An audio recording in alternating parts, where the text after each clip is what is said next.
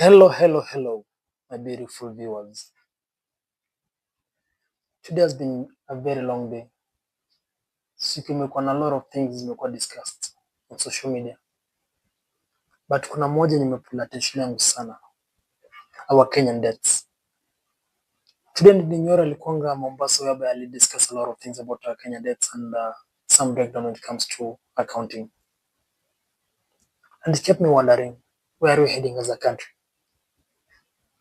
Not something that tunasema ni kitu mzuri as a country, but kitu zi understand what the economy na grow when it comes to our pockets, we're still in the same page.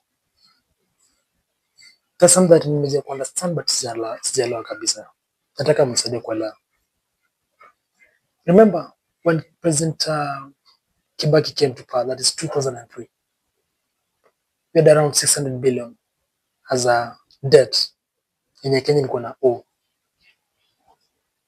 By the time kunatoka within after 10 years, that is 2013, our debt ilikuwa around 1.8 trillion. Ukifanyia math unapata ni around 1.2 trillion that time. Remote hesabu samba.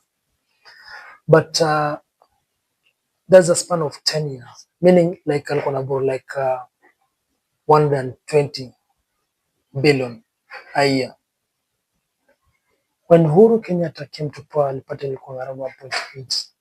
By the time alikuwa anatoka, it was around 8.7.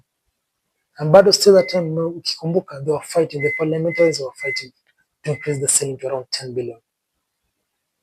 Which I don't understand what is happening to this country. NYORO kwenye ameongea leo, I think it has shocked a lot of people. I break down tukashindwa, kwani where are we heading as a country? Where are we heading as a country? The generations which are coming watakaje? Sijui kama ndo nashangaa ama each and every one of you are on the same page as me where I am right now. Because I'm trying to understand. But before naongea more, listen to what NYORO said today about our ceiling. Because yenyewe sielewi hii debt inaelekea wapi. Listen to it. When we hear anything coming especially from even government, we have expertise here to actually verify. The economy of Kenya is projected to be around $131 billion US dollars by end of this year. That means it's allowed 60.9 trillion, thereabout.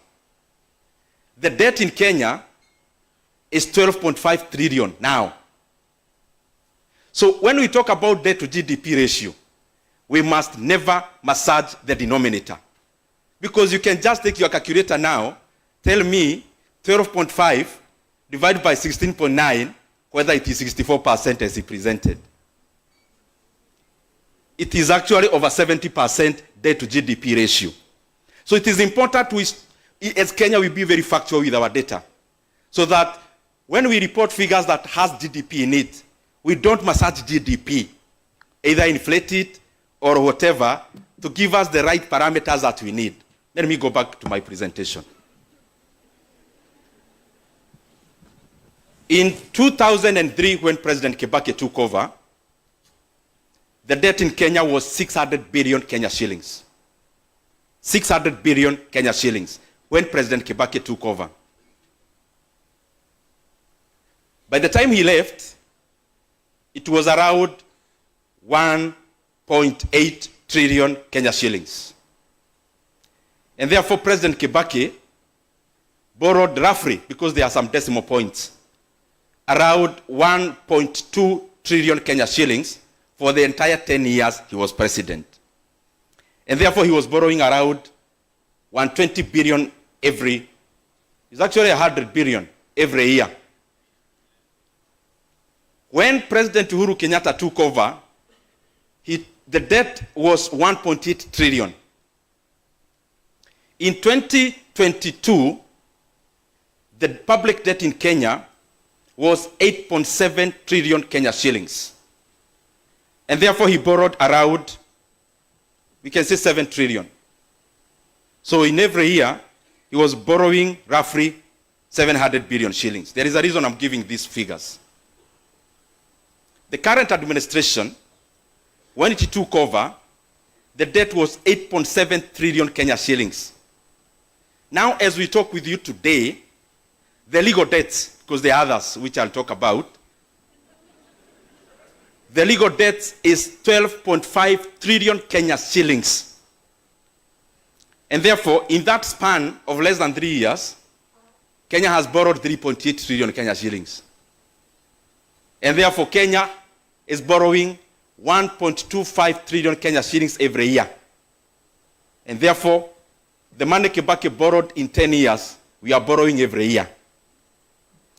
And therefore, every day, we are borrowing 3.5 billion shillings every day. 3.5 billion Kenya shillings every day. This country is borrowing. As that state says malituko saizi. Don't you think kitu ya kushangaza? Let me understand something. 3 years ago, the MPs in our parliament were going to discuss about increasing our debt to around 10 trillion.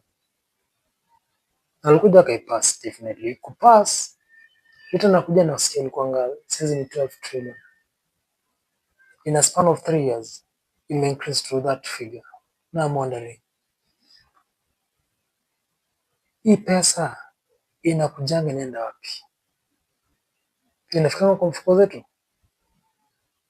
Right now sisi ukienda kwa supermarket na people are complaining. The medical, kuna medical issue na run hapa hivi inatusumbua saizi. Kuna deduction mingi tunapata kwa payslip each and every day that we don't understand ni nini initially. Ukiangalia capitation na schools inapunguzwa. So, where are we heading as a country? Kindly, nitaji maoni yenu. Maybe ndo sielewi vizuri but pia nyinyi mnafahamu tuelezee. Kindly, aingia hapo kwa comment section.